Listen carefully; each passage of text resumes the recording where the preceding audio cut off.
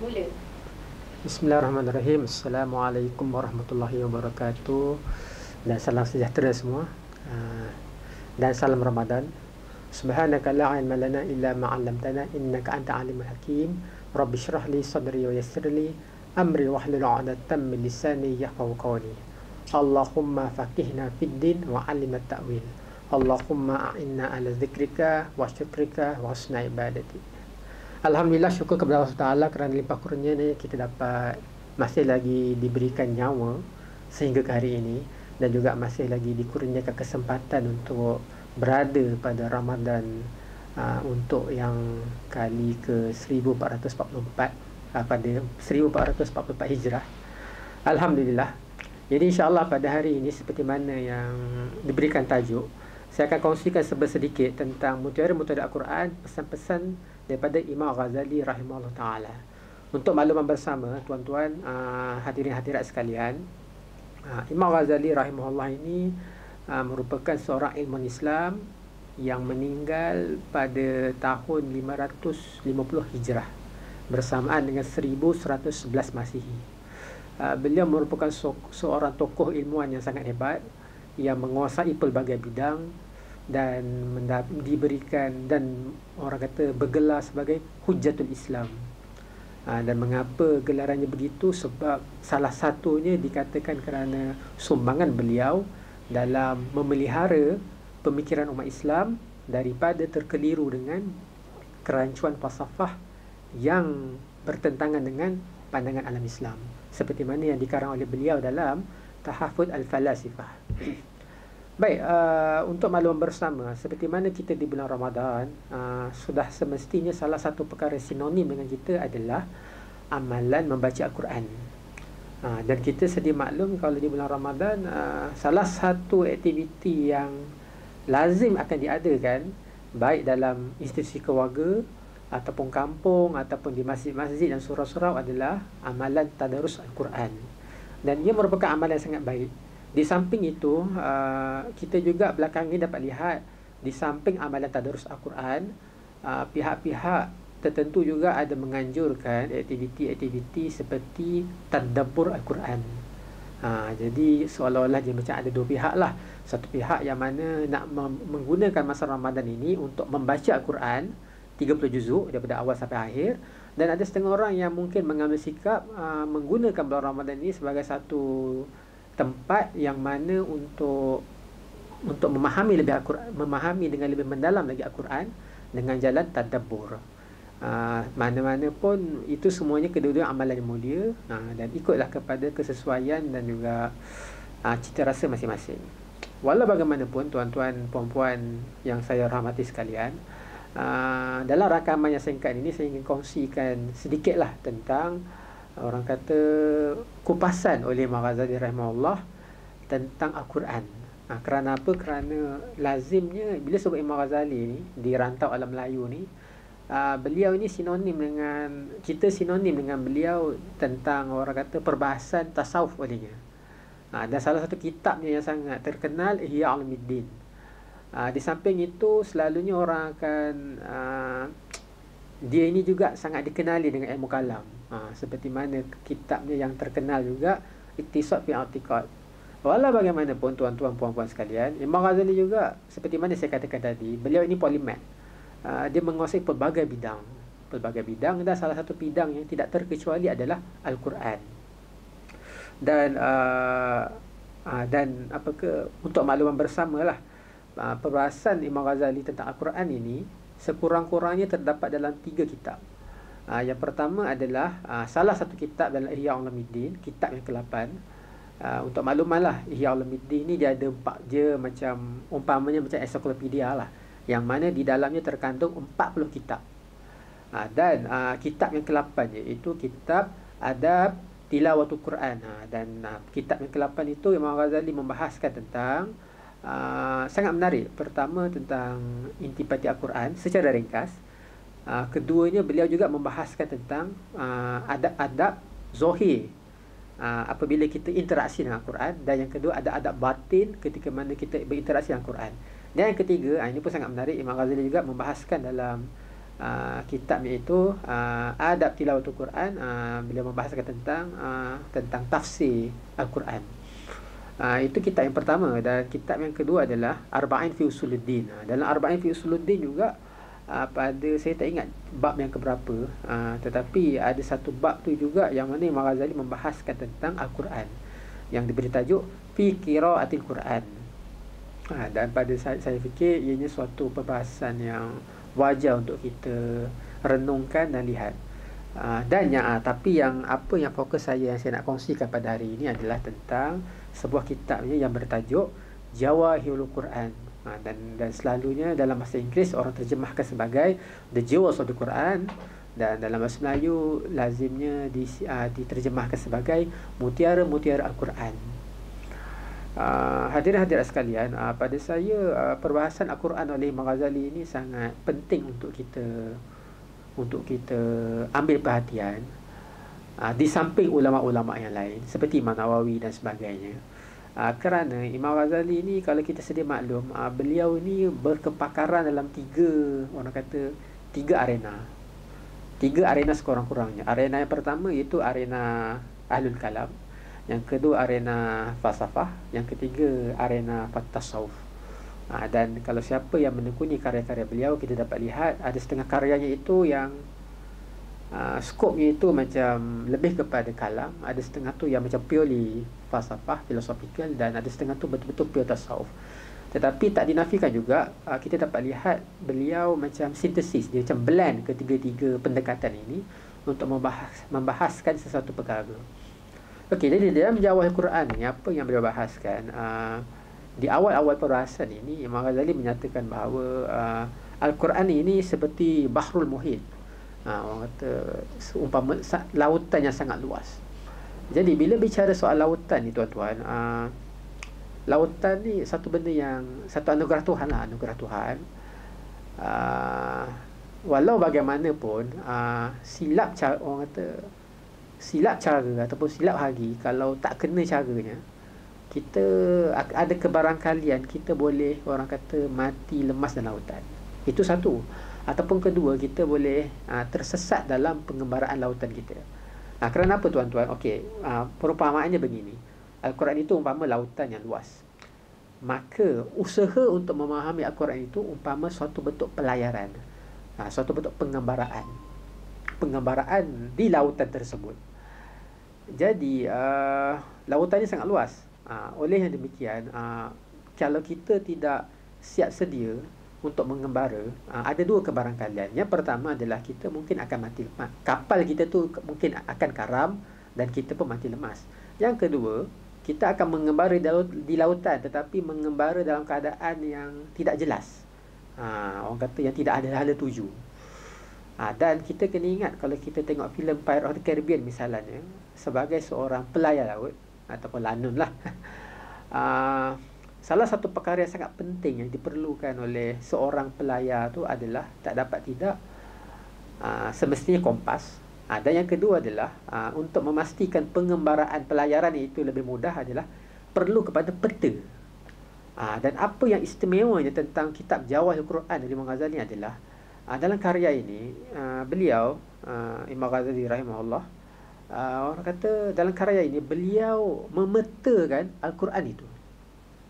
Kalau siapa yang menekuni Jawahirul Quran ni, insya-Allah dengan izin Allah, kalian akan nampak orang kata karya ni umpama macam satu bentuk mapping, pemetaan untuk kita, orang kata, berinteraksi dengan Quran.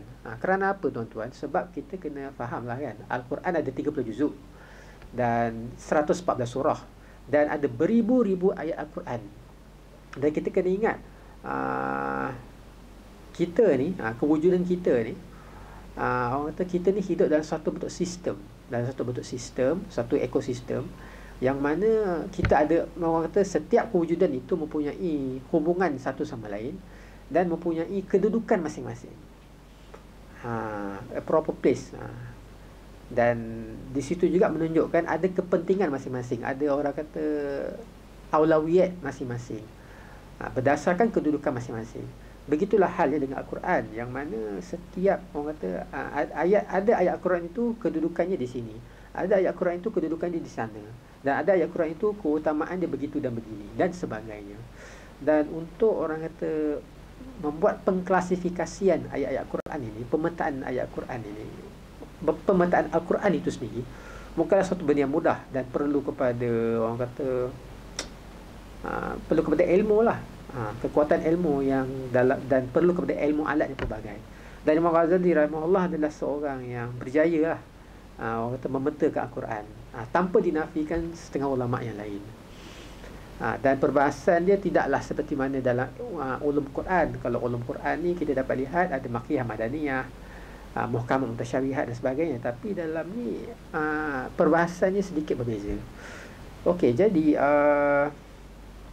bila sebut tentang Al-Quran, Imam Ghazali di awalnya perbahasan kitab ini, untuk maklumatlah tentang struktur buku ni, saya tidak boleh berkongsi panjang sebab masih terhad, tapi saya akan berkongsi sedikitlah tentang latar buku ini. Dan diharapkanlah hadirin-hadirat boleh cari dan baca. Dan untuk maklumatlah, jangan risau, memang kitab ni asalnya bahasa Arab, tetapi telah diterjemahkan kepada ada bahasa Melayunya dan juga ada bahasa Inggerisnya. Jangan risau. Kalau bahasa Inggerisnya itu, pada saya terjemahan yang salah satu terjemahan yang ada, The Jewels of Quran oleh Muhammad Abdul Qasim. Dan kalau yang bahasa Melayunya, tajuknya itu Mutiara-Mutiara Al-Quran. Jangan tertukar pula dengan adab-adab tilawah Al-Quran. Adab-adab tilawah Al-Quran itu karya Imam Ghazali juga, tetapi yang dimaksudkan di sini Jawahirul Quran, Mutiara-Mutiara Al-Quran.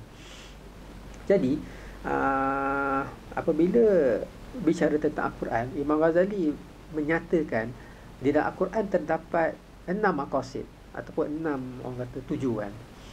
Dan ini pun satu benda sangat menarik. Sebab apa? Sebab kita sedia maklum, baru-baru ini orang kata saya nak kata menjadi muncul suatu fenomena yang mana orang membahaskan tentang maqasidul Quran, maqasid Al-Quran. Dan itu satu usaha yang baik, dan perlu digiatkan lagi wacananya itu.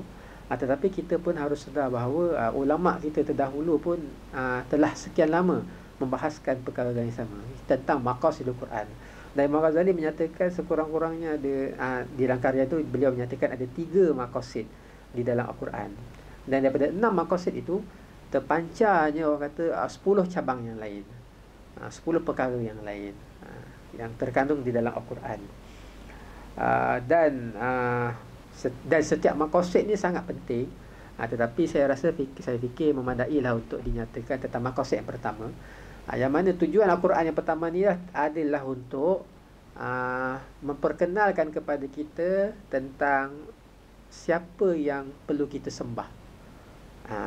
Maksudnya apa? Maksudnya maqasid Al-Quran yang pertama adalah untuk menceritakan tentang Allah Subhanahu Wa Taala. Dan itu adalah perkara yang paling penting lah, sebagai kita sebagai hamba. Kerana apa? Kerana kita ni hamba ma'bud, kita ni hamba abid, tetapi persoalannya kepada siapakah yang kita ni hamba kepada siapa? Dan perkara ini tidak dijelaskan. Perkara ini tak boleh difikir melalui akal. Dengan akal kita boleh berfikir akan wujudnya pencipta, tetapi siapakah pencipta itu? Nama-namanya apa? Sifat-sifatnya apa? Af'alnya itu apa? Ciri-cirinya itu apa? Atribut dan sebagainya. Ada benda ini tidak perlu kepada si empunya dirinya itu memperkenalkan dirinya. Dan dalam Al-Quran, ni yang juga sangat menarik tentang Al-Quran, yang mana ianya merupakan salah satu kitab, saya fikir satu-satunya kitab suci yang mana Tuhannya itu Allah lah memperkenalkan dirinya sendiri di dalam Al-Quran. Contoh yang paling jelas dalam surah Al-Fatihah dan juga surah Al-Ikhlas. Alhamdulillahirabbil alamin. Itu ayat yang pertama. Segala puji bagi Allah, Tuhan sekalian alam. Dan surah Al-Ikhlas, Qul huwallahu ahad. Katakanlah wahai Muhammad, Allah itu Maha Esa. Bayangkan bagaimana Allah SWT memperkenalkan dirinya itu sendiri dalam Al-Quran. Dan itu maqasid yang pertama. Dan adalah pula maqasid yang kedua, ketiga, keempat, kelima dan keenam. Dan lepas Imam Ghazali mensyarahkan ke-6 maqasid Al-Quran itu, beliau menghuraikan pula tentang 10 cabang yang terpancar daripada 6 maqasid itu. Dan di penghujungnya itu, di penghujung Jawahir Quran itu, Imam Ghazali membuat macam orang kata, dia membuat penyenaraian, dia macam klasifaikan siap-siap ayat Quran kepada dua kelompok, dua skop. Yang pertamanya itu beliau sebutkan sebagai jawahir. Kelompok yang kedua pula adalah ad-durar. Dan kalau nak diterjemahkan, kalau terjemahan yang saya pernah tengok, jawahir itu diterjemahkan sebagai permata dan ad-durar itu diterjemahkan sebagai mutiara. Dan apa perbezaan untuk orang kata jawahir dengan durar ni? Okey, perbezaannya adalah dia umpama macam ni, ayat Quran kan. Datuk Imam Ghazali dia klasifaikan. Okey, kelompok yang ni ini ayat Quran yang jawahir, ini ayat Quran yang durar. Yang permata dan mutiara. Jadi apa beza dua ni? Okey, untuk jawahir ni, yang klasifikasi pertama ni, ayat-ayat Quran yang kelompok pertama ni membahaskan adalah ayat Al-Quran tentang zat Tuhan, sifat Tuhan dan juga af'al Tuhan, perbuatan-perbuatan Allah Subhanahu Wa Taala. Dan kalau dilihat ayat-ayat Quran yang dikumpulkan di kelompok ini, dia macam lebih kepada cognitive aspect, maksudnya yang melibatkan pemikiran. Tetapi untuk kelompok yang keduanya adalah ayat Quran yang mana menyatakan tentang orang kata tata cara untuk orang kata berada di atas jalan yang benar. Dan sudut praktisnya itu banyak orang kata pada kelompok yang ini. Dan ini yang menarik tentang Imam Ghazali, sebab dia macam bila dia karang satu kitab tu, dia cukup rasa tau. Orang kata macam di samping dia cerita tentang, di samping dia klasifikasikan sudut yang orang kata akliyah, yang banyak menggunakan pemikiran, beliau juga menyatakan, orang kata okey, ini pegangan kita, tapi nak amal itu bagaimana? Jadi beliau mengkelompokkan ayat Quran yang orang kata sisi praktisnya itu dalam kelompok ad-durar. Jadi itulah sedikit tentang perkongsian ringkas saya tentang orang kata karya Imam Ghazali ini, iaitu Jawahir Quran. Dan kenapa saya kongsikan perkara ini? Kerana pertamanya kita sedia maklumlah, di bulan Ramadan ini masyarakat kita, umat Islam secara umum memang akan sinonim dengan Al-Quran. Dan ulama-ulama terdahulu pun kalau kita lihat, mereka itu kalau time bulan Ramadan ni baca Quran tu lain macam sikit. Diriwayatkan Imam Syafi'i rahimahullah mengkhatam Al-Quran 2 kali sehari sekurang-kurangnya. Jadi oleh yang demikian, di bulan Ramadan ni orang kata kita kena ambil peluang itu untuk orang kata menghubungkan balik jiwa kita dengan Al-Quran. Tetapi bila kata menghubungkan itu bukan berarti semata-mata membaca, tetapi juga menghubungkan berarti kata memahami Al-Quran itu. Dan dalam usaha nak memahami, yang mana memahami Al-Quran itu umpama suatu bentuk pelayaran, macam saya katakan tadi lah, perlu kepada persediaan. Dan persediaan itu adalah tak lain tak bukan peta lah. Sebab apa tuan-tuan? Sebab ayat Quran ada banyak. Jadi kita pun kena, orang kata dengan kemampuan kita yang biasa-biasa dan juga orang kata masa yang terhad, kita pun kena selektif untuk memilih ayat Al-Quran mana yang wajar kita tadabbur. Jadi saya fikir karya ini sangat penting lah untuk kita tekuni. Dan Imam Ghazali bukan orang yang asing, dia tokoh yang terkenal. Jadi sekian saja daripada saya. Yang silap dan kurang itu daripada diri saya sendiri, dan saya minta maaf seandainya ada tersilap dan sebagainya. Wallahu a'lam bishawab. Wa sadaqallahu rasuluh walhamdulillahirabbil alamin. Assalamualaikum warahmatullahi wabarakatuh.